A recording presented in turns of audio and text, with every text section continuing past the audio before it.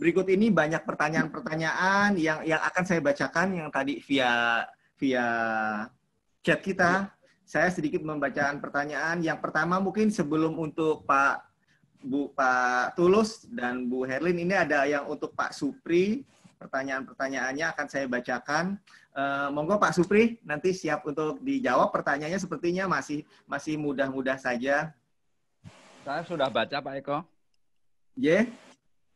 Apa perlu langsung dijawab sekarang atau nunggu Pak Eko baca? Monggo silakan Pak Supri dijawab pertanyaan yang ada beberapa kawan-kawan baik dari Pak Ardian, dari Hari Novendra dan dari rekan-rekan lain. Silakan Pak Supri disimpulkan melalui jawaban.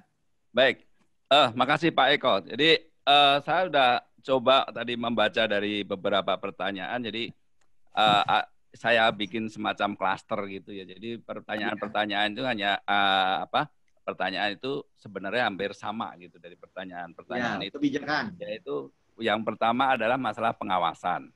Bagaimana pengawasan kepatuhan label itu sendiri. Jadi kalau di dalam permen, kepatuhan label dalam artian kepatuhan label itu adalah dia melabel atau enggak. Ada labelnya atau enggak. Itu ranahnya di Kementerian Perdagangan. Kalau di kita, di ESDM, di EPTKE itu adalah lebih cenderung ke dalam nilainya. Apakah nilainya itu sesuai dengan enggak atau udah mempunyai izin atau enggak. Itu. Tetapi dalam hal ini kita sudah bekerja sama, kita sudah dari saya dulu kebetulan di pengawasan juga sebelum Pak Catur dan Pak Kunevi, dulu kita sudah bekerja sama dengan Kementerian Perdagangan khususnya di pengawasan barang beredar untuk memasukkan label tanda hemat energi ini ke dalam pengawasan mereka.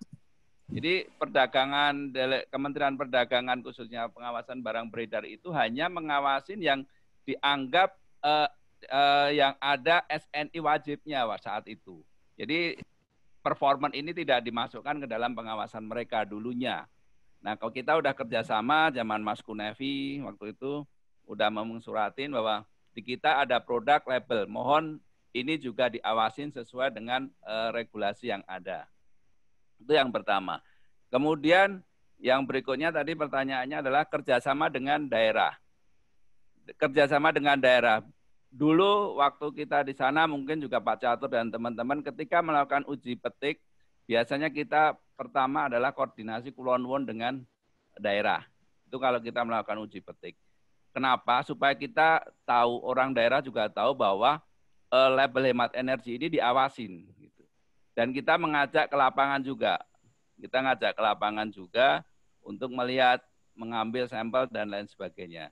Itu untuk dari sisi pengawasan. Kemudian dari sisi sosialisasi, saya pikir Pak Eko dan Pak Hendro timnya sudah beberapa kali mengadakan kerjasama dengan daerah ya, Pak Hendro ya, Pak Eko, untuk melakukan sosialisasi khususnya yang berhubungan dengan konservasi energi. Dan saya pikir kalau ketika bicara konservasi energi, label selalu ada di dalamnya. Itu pasti selalu jadi satu paket. Kemudian yang tadi pertanyaan itu yang pertanyaan mengenai kepatuhan dan kerjasama sinergi ya, sinergi itu yang kita lakukan. Kemudian pertanyaan Mas Ardian tadi percepatan kita lakukan dengan mensimplikasi peraturan menterinya Mas. Jadi peraturan menteri yang sekarang kita lakukan itu batang tubuhnya mencakup keseluruhan, baru nanti produk-produknya itu dibikin semacam surat keputusan menteri. Jadi bukan surat peraturan tapi surat keputusan. Dan itu sudah diaminin oleh bagian hukum dan mudah-mudahan dalam waktu dekat peraturan itu bisa segera sehingga peralatan-peralatan yang lain bisa kita regulasikan.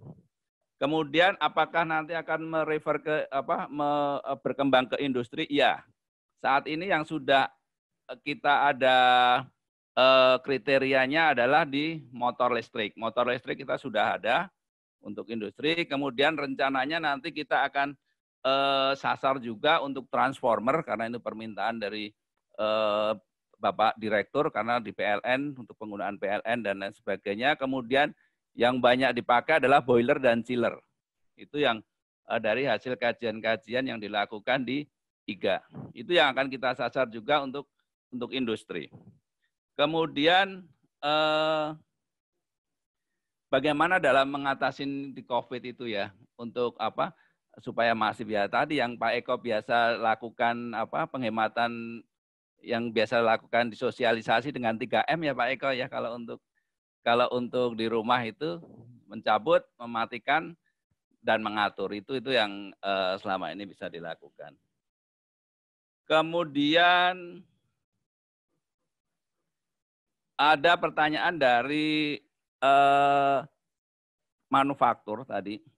Kalau peraturan yang baru ditandatanganin, apakah sudah menggunakan CSPF untuk yang AC? Ya, tetapi kalau belum, berarti seperti apa? Ya, kalau belum ditandatanganin berarti masih menggunakan yang peraturan lama, yang menggunakan 57. Jadi tetapi tetap bintang 3-nya, di bintang 2 sudah nggak boleh beredar. Sold out. Dia udah passing out ya. Jadi hanya boleh bintang 3 dan 4. Tapi begitu nanti ditandatanganin peraturan yang baru, otomatis akan berubah menjadi sistem yang baru, regulasi yang baru, mengikuti regulasi yang baru, yaitu dengan menggunakan yang CSPF, kemudian ya dari bintang yang harusnya bintang berubah menjadi bintang 1 sampai 5. Karena yang baru ini kita sampai 5 bintangnya. Kemudian saya pikir itu ya Mas Eko ya, nanti kalau ada yang kelewatan mohon disebutin lagi.